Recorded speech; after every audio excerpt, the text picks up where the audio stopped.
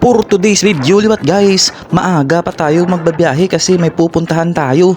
So syempre dapat i-secure muna natin yung gasolina ni Molly kasi baka uhawin siya, hindi na yan makatakbo. So pagkatapos natin magtughong ng gasolina guys, diretso na tayo at ipiplex ko nga pala, eto nga pala si Molly. Oh, yan, maraming nagkakasala dyan maraming nagkakamali dyan na maling akala ba. Pero wag na nating gawing big deal yan kasi ganito talaga ganyan talagang buhay, minsan napagkakamalan. So ayan na nga siya guys, dire-diretso na tayo. Pero pagdating natin dito sa bahay ng asawa ni ate, magpapalit muna kami. Flex natin tong si Kuya Dato na pogi, tsaka yung jacket ko na maganda ba, maganda lang para sa akin At ayun, nagpalit na nga tayo ng motor guys. Ito nga pala yung motor ng asawa ni ate ba. So ito muna ang gagamitin natin kasi alam nyo na matipid ito sa gas Hindi naman sa nagkikinuripot tayo pero kompleto Ricardo kasi ito kaya ito ang napili nating dalhin at drive-in ba.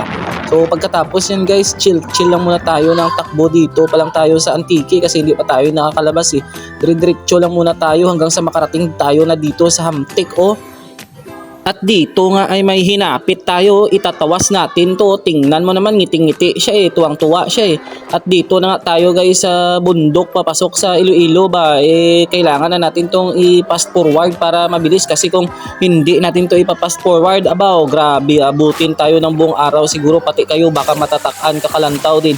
So dito guys sa bundok, ito yung enjoy na view ko pag binabiyahe kasi luwas sa mabagal na liko-liko pa, prone pa sa disgrasya, kaya dahan-dahan lang tayo dito guys. Ang video lang natin ang naka-fast forward, kaya guys tingnan nyo lang ng mabuti. Pero mamaya ewan ko lang kung ano nang kadadatnan natin dyan.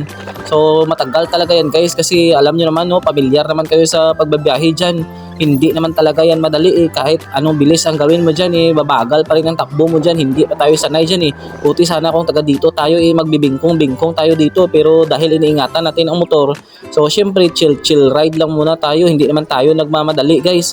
So kung kadali kamo inyo una kamo kag didya nagali kita guys. So sa duro nagpa-picture lang nga welcome post ka Antique boundary nami limang gali guys. So kung inyo lalantawin, grabe man. Pagkatapos yan guys ay dumiretso na tayo sa syempre diretso nga tayo ng Iloilo, di ba? Ano ba kayo? Ba't ba kayo ganyan? So isa pala sa paborito na pinupunduhan ko dati ay ang lugar na to Tingnan nyo naman di ba mahawan, tapos ay bakit may panira na dyan ng dati wala pa yung barandilya yan nakakatungtong pa tayo din sa binit pero delikado siguro kaya ay ano ba yan. So may naglipod guys sa aton nga video basta maganda dyan yan guys, punduhan nyo na lang at fast forward na naman tayo para mabilis tayo makarating guys dito sa eto nga pala yung part na to, yung palatandaan na malapit na lang tayo sa Mani at Chicharon at Lugawan na pwesto dito at pwede kang umihi dito kasi pag bundok bawal umihi dyan, baka ano mangyari sa basta At dito nga guys, tingnan nyo naman, ito yung palaging pinupunduhan ng mga pampasahirong bus at jeep.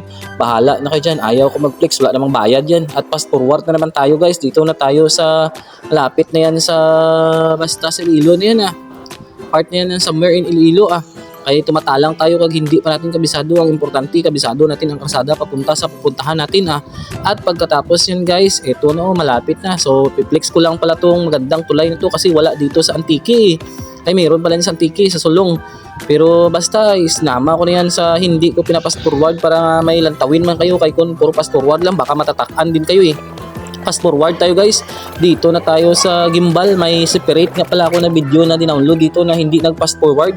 Isa talaga to sa magandang dinadaanan ko kasi maganda yung bakod at siminto at pati yung mga design sa gate at sa mga pader maganda talaga Hakwatin ko kaya yan tapos ilipat ko dito sa Antique Hindi naman pwede joke lang, grabe naman kayo, huwag kayong seryoso masyado kaya tumatanda kayo na wala sa oras At pagkatapos yan guys, syempre naka-fast forward pa rin tayo. Ano ba yan? Ang tagal kasi nga mahaba yan Ano ba kayo? Chill lang kayo guys. Ayan na, tapos na guys.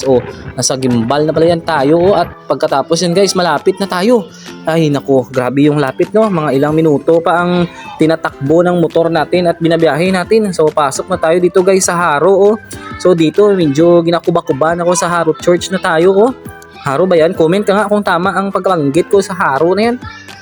So medyo hinahinay lang tayo dito kasi kinukulbaan tayo, baka may checkpoint dito Hindi naman hindi tayo prepared pero nag-iingat lang tayo pag may pedestrian bahala kayo dyan, una muna kami So ayan na guys, diretso tayo kasi may pupuntahan tayo, may hahanapin tayong store, may sasagapin ba.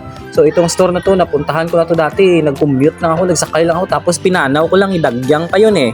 So iwan ko lang kung matandaan ko guys, basta ang importante binabiyahe ko lang at ayun na guys, dito na kami oh.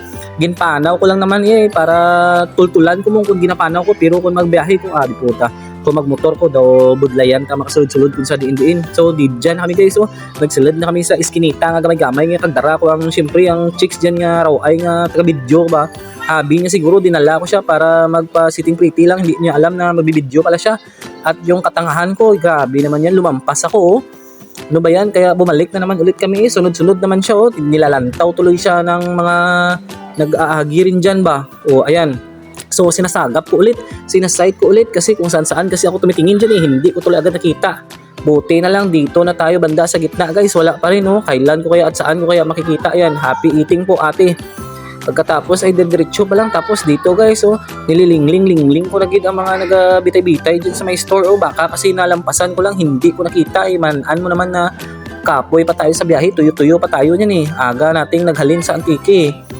Yan. So, linglibot-libot man dyan po namin, oh. Ano ba yan?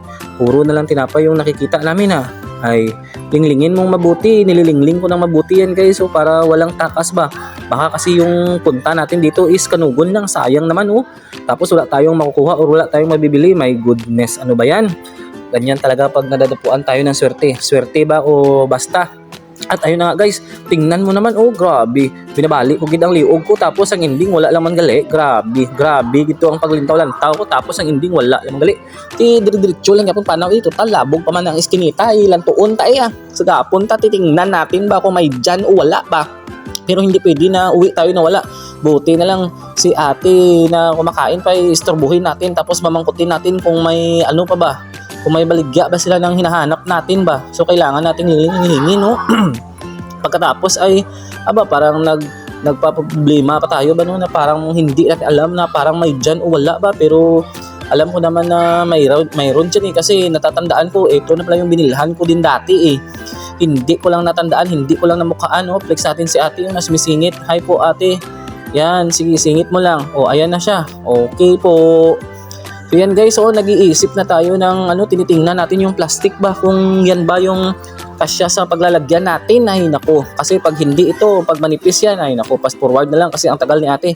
So yan na lahat ng nabili ko guys kasi yan lang yung stock nila eh. Plano ko sanang bilhin yung buong store kaso hindi ko madadala kasi wala akong kakargahan eh. At ayun na nga guys, pinabalot na natin no. So lalagyan natin yan ng ganyan para hindi siya mag-vlog ba pag binabiyahin na natin. Kasi mabudlay kasi pag nagbiyahe tayo magpapalid-palid kag magwigit-wigit ay budlay na basi matumba-tumba pa ta magbingkong-bingkong At ayun na nga guys, nakabili na tayo. So ang gagawin na natin ay syempre babiyahe na tayo pabalik wala naman na tayong kailangan. So hindi na rin kami dyan naglagaw-lagaw Naglagaw-lagaw na lang kami sa karsada nag-joyride na lang kami palabas ng city na nga pala yan guys no. Buti na lang kabisado ko pa, buti na lang napuntahan ko at natandaan ko. Kung hindi ko yan nadumduman ay my god. At dumaan nga tayo dito sa nang Palangs Bukupay yung famous na dinadaanan at pinupunduhan at binibilihan ng mga dumadaan na mga pasahero galing sa Iloilo. So tinanong ko kung may Bukupay, sabi niya wala. Di wow, flex ko ulit yung jacket ko na yan So dahil wala tayong Bukupay, wala tayong mahimo, binigyan niya ako ng empanada. Sabi ko ayaw ko ng empanada, hindi naman ako nakauyon yun Kung gusto ko ay Bukupay, pasalubong ko sana sa aking asawa at sa aking pamilya, kaso wala Kaya dumiretso na lang kami. At dahil nakakabatsyag na ng gutom ang aking videographer, i-flex muna natin siya Yun siya nangangayayat na siya. So pumundo muna kami kumain. At pagkatapos naman kumain, eto na guys, bumalik na kami bumiyahin na kami pa Antique liwat So makikita niyo wala na siya sa likod no. Ang akon nga gimbakal nakabugkos na lang sa akong liog. Ayan na guys So sunod pa gid hasta dyan na lang ang aking video. Goodbye. Pahala kamuda.